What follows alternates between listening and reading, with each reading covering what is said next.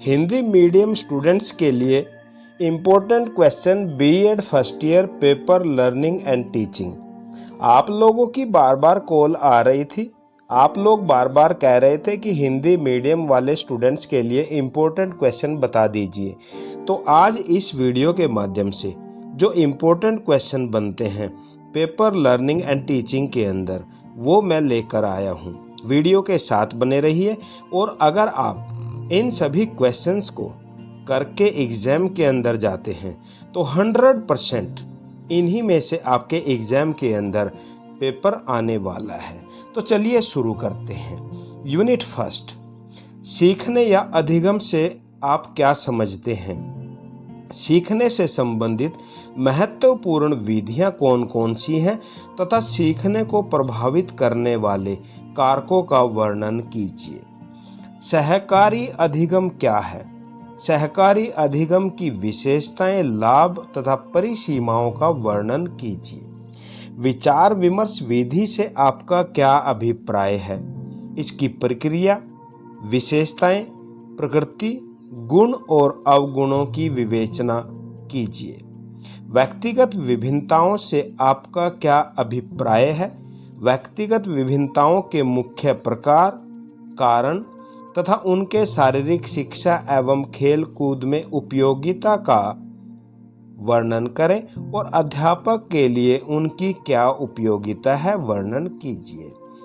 विशेष आवश्यकता वाले बच्चों या विद्यार्थियों से आपका क्या अभिप्राय है? उनके प्रकार, लक्षण या पहचान का वर्णन कीजिए। विशेष शिक्षा यानी स्पेशल एजुकेशन की आवश्यकता तथा समस्याओं का उल्लेख कीजिए।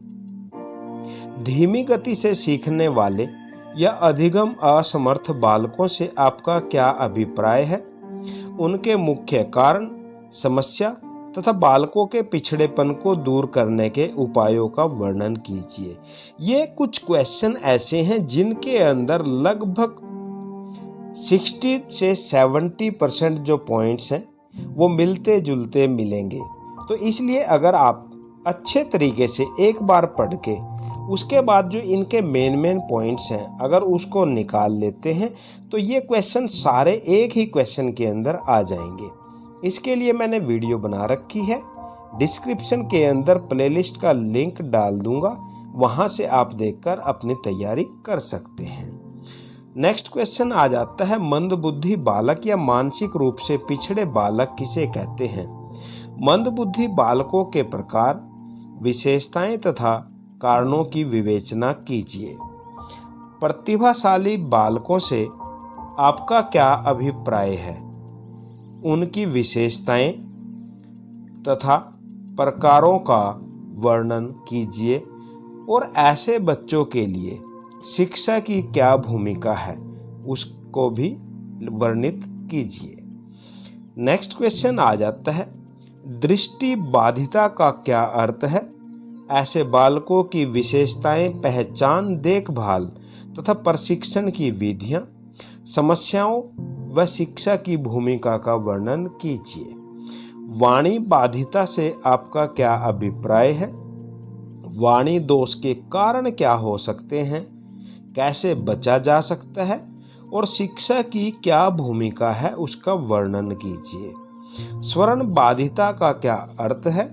ऐसे बालकों की विशेषताएं, कारण, पहचान, देखभाल और प्रशिक्षण का वर्णन कीजिए। अनुशासनहीनता का क्या अर्थ है? बच्चों में पाए जाने वाले अनुशासनहीनता के कारण तथा उपायों का वर्णन कीजिए। तो ये थे यूनिट फर्स्ट के अंदर जो इम्पोर्टेंट क्वेश्चन बनते हैं। लास्ट के 4-5 क्वेश्चन तो ऐसे हैं, उनमें आप मेन पॉइंट्स को जरूर ध्यान रखना और आपके लगभग सारे क्वेश्चन तैयार हो जाएंगे। यूनिट सेकंड के अंदर सीखने से आप क्या समझते हैं? थॉर्नडाइक के सीखने के सिद्धांत का वर्णन कीजिए। अनुबंधन से आपका क्या अभिप्राय है? पावलोव के प्राचीन अनुबंधन सिद्धांत से संबंधित प्रयोग, तत्व तथा इस सिद्धांत की शैक्षिक उपयोगिता का वर्णन कीजिए। स्किनर का सक्रिय अनुबंधन सिद्धांत किसे कहते हैं? इस सिद्धांत का वर्णन करते हुए इसकी शैक्षिक उपयोगिता पर प्रकाश डालिए। वैगोट्स्की सिद्धांत क्या है? विस्तार पूर्वक वर्णन कीजिए। सामाजिक अधिगम से क्या अभिप्राय है? बंडूरा के सामाजिक अधिगम सिद्धांत का वर्णन कीजिए। ये थे यूनिट 2 के अंदर जो भी इम्पोर्टेंट क्वेश्चन बनते हैं। यूनिट 3 के अंदर देख लेते हैं, शिक्षण से आप क्या समझते हैं? विशेषताएं तथा शिक्षण को प्रभावित करने वाले विभिन्न कारकों का वर्णन करें। आप शिक्षण स्त्रों से क्या समझते हैं? ये शिक्षक नहीं है, यहाँ पे ये गलत हो गया। शिक्षण सत्रों से क्या समझते हैं? Teaching levels. यह स्तर कौन कौन से होते हैं? शिक्षण के प्रत्येक स्तर तथा उनके स्तरों के प्रतिमानों पर प्रकाश डालिए। चर से आपका क्या अभिप्राय है या आप क्या समझते हैं? सामान्यतः चर कितने प्रकार के होते हैं, उनका वर्णन कीजिए। ब्रूनर के संज्ञानात्मक विकास के सिद्धांत का वर्णन कीजिए। ये थे यूनिट 3 के अंदर जो इम्पोर्टेंट क्वेश्चन बनते हैं। नेक्स्ट देख लेते हैं यूनिट 4। शिक्षण प्रतिमान से आपका क्या अभिप्राय है? शिक्षण प्रतिमानों के प्रकार, महत्व तथा तत्वों का वर्णन करें। शिक्षण व्यूहरचना से आपका क्या तात्पर्य है? शिक्षण व्यूहरचना के विभिन्न प्रकारों का उल्लेख कीजिए। मस्तिष्क उद्वेलन से आप क्या समझते हैं? इसकी मुख्य विशेषताएं, ब्रेनस्टॉर्मिंग, सीमाएं या कमियां, चरण और इसके प्रयोग हेतु आवश्यक सुझावों का वर्णन करें। अनुकरणीय या अनुरूपित शिक्षण से आपका क्या अभिप्राय है? इस शिक्षण के मुख्य तत्व, विशेषताएं तथा प्रक्रिया के विभिन्न पद या सोपानों का स्टेप्स का वर्णन कीजिए। भूमिका निर्वाह से आपका क्या अभिप्राय है? इसके मुख्य सिद्धांत तथा प्रभावशाली उपयोग हेतु आवश्यक सुझाव दीजिए। शिक्षण खेलों के मुख्य उद्देश्य क्या हैं? ऐसे खेलों के आयोजन में अध्यापक की भूमिका का वर्णन कीजिए। और लास्ट क्वेश्चन आ जाता है, उपचारात्मक शिक्षण, रेमेडियल टीचिंग तथा संवर्धन कार्यक्रम पर एक विस्तृत टिप्पणी लिखिए।